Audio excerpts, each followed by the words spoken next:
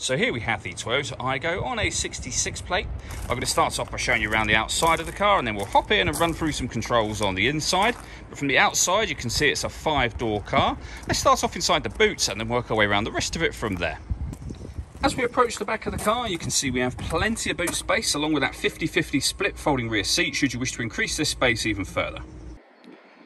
Okay, so we're just going to work our way back round to the front of the car, and then we'll hop in and run through some controls on the inside. But now that we've done a full circle of it, you can see it's in excellent condition the whole way round. Just briefly before we climb in, I think it's well worth seeing the interior from this exterior point of view. There's plenty to run through on the dashboard, so let's hop in and we'll do that now. Okay, now that we're inside the car, we're going to start with the dials. On the left-hand side, just here, we have the rev counter for the car. We then have the speedometer in the middle, as you can see. We also have the fuel gauge in the middle there, and the main trip computer as well. So up here, you've got these buttons that will change the information that's displayed there. So you can also display the odometer for the car, and you can see the total miles, which are 13,421.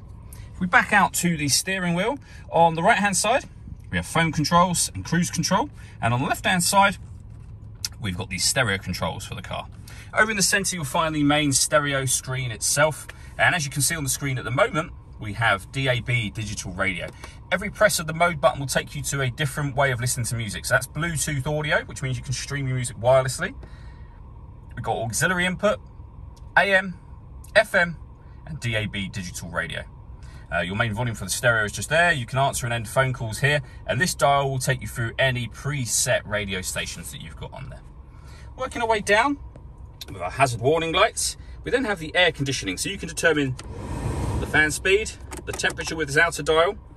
You can determine the direction the air is being distributed in once it enters the car, whether or not you're bringing in fresh air from outside the car or recirculating the air that's in it. That's a great way of heating it up or cooling it down quickly depending on the temperature you set up here.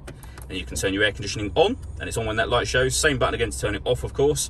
And you have a heated rear screen just there as well.